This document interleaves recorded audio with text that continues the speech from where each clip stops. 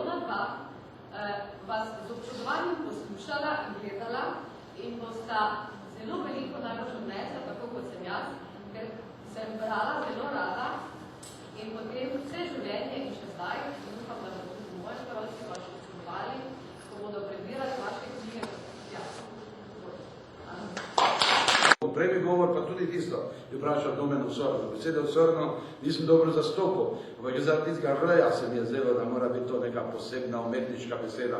In v mojem otroštvu takrat ni bilo stavka nad stavkom. Ali veš, koga so danes pokopali, je vprašal Domen osorno. Kar videl sem Domna, kako gleda srepo izpod čela svojega očeta. Odlomek iz knjige sem že prej prebral v sestrni čitanki, ki se mi je zdela bolj zanimiva kot moja, seveda. In je imel naslov Možje lovci. Tam sem prebral, da so neki moški Domna lovili, ga tudi ulovili, zvezali in ga odpeljali vojakom in da je bilo z njim vse skupaj hudo narobe. Potem sem seveda razumel, to je bilo takrat, ko je cesar rabil vojsko proti Turkom, pa je rekel, Poljčane naj dajo 3 fante, en Šentjur 4, ena vas 2, in so fante kar tako nabrali in poslali vojsko in navadno so gruntarji ravno dosegli, da so neki hladci šli ali pa nezakonski otroci. In tako je tudi Sova določil Domna. Šele leta 1848, vi si veste, kaj je takrat bilo, je bila prva vojaška obveza 8 let, 1861 z ostavo, dal Francožev, pa 7 let. Zato tista pesmica, čez kratkih 8 let, pa čez kratkih 7 let drži, ker bi se bilo kratko v primerjavi s celim življenjem. No, in tako so tudi Domna ulovili, ga zvezali in peljali vojakom. Pobegno je pa tako, da si je nek večer, ko so prednočevali pri nekim kmetu, na kosi odrezal palec in se rešil vezi, si z belo srajco vezal roko in pobegnil. In tudi ni bil več sposoben seveda za vojsko. Včasih sem stal cele ure v kuhni z nožem in sem mislil, če bi se vse malo ne zarezal, če žene nisi imel krajže, da bi si čisto odrezal palec, da bi bil čim bolj podoben domno. In neko jutro sem se res pred zajtrkom malo vrezal, takoj sem klical na pomoč in mamo ne mi, da bi debelo veže z belo cunjo, da bi bil podoben domno. Mama me ni hotela obvezati in rekla, če ni nobene krvi, pa kako si občutljiv. Na koncu mi je pa le obvezala prst. Ker je bila zima, sem šel proti šoli, z obvezano roko sem se še bolj počutil kot omen. Naenkrat sem se začel jokati zaradi izgubljene matere. Ni še pomagalo, da sem čul, da moja mama doma kliče kure, pi, pi, pi, pi. Jaz sem se počutil kot omen. Šel sem naprej, ves jezen, si pogledal roko in včasih sredi brega vzkliknil. Ali veš, koga so danes pokopali, je vprašal domenozorno. Tišina, samo kavke so se presedle v snegu. Sem šel naprej, torba me je manj zanašala, tedaj ga pa zagledam. Možak mi prihaja naproti. Aha, saj res, to je sova, čakaj, srečala se bova. Počakam, da prije blizu, se postavim pred njega in rečem z na moč mračnim glasom. Ali veš, koga so danes pokopali, je vprašal domenozorno. Ja, kaj ti pa je vprašal sosed Tomažič in kimal z glavo. A te trga? Jaz sem šel naprej vesel, sosed pa še dolgo gledal za menoj nekaj kimal z glavo. Jaz sem pa šel proti šoli cel zadovoljen in ponosen. Storil sem svojo dolžnost, rekel smo, kar me je bilo treba povedati. Šel sem proti šoli in večkrat vesel skliknil. A veš, koga so danes pokopali, je vprašal domenozorno. Ampak, ko sem prišel popoldan domov, pa mi je mama povedala pa svoje. Kaj da sem pravil Tomažiču? Koga smo danes pokopali? Pa zakaj sem imel tak glas, da bi bil sosed, kaj kriv? Mama je potem rekla, to ima sigurno knjig prokletih šmarkavec. Potem pa sta se sosedom strinjala, da bo najbrž od mene enkrat velik pisatelj. Ali pa veliko tele. Žal se ni nič uresničilo. Vsakega imam ravno po pol. Dobro. Zdaj pa povedano rekla zgodbo. Tudi zato, da mi boste verjeli, da ne pišem samo humornih zgodb. Čeprav vidim, da ljudje pravzaprav ne reče, to poslušajo. Pa tudi res, Bog je, kaj se vam vse služba zgodi. To pa se jaz mislim, da sem pa malo razvedril.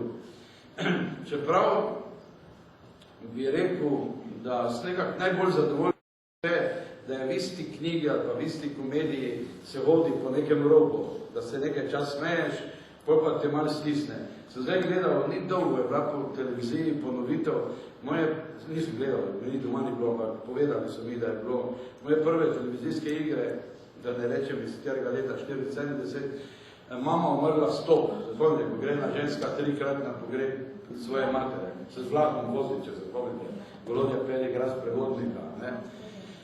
In tisto se mi tako zdi, če bila moja prva igra za televizijo, da mi je nekako uspelo, da je po eni strani smešno, po drugi pa te tudi malo stisne. Pa tudi konak, ki se vsi ležijo, se mi zdi, da tudi ima kako malo žalostno noto, ko mali človek posanjari, da je že skoraj kolak, komu pa se skup zamljajo, pa spet nima nič.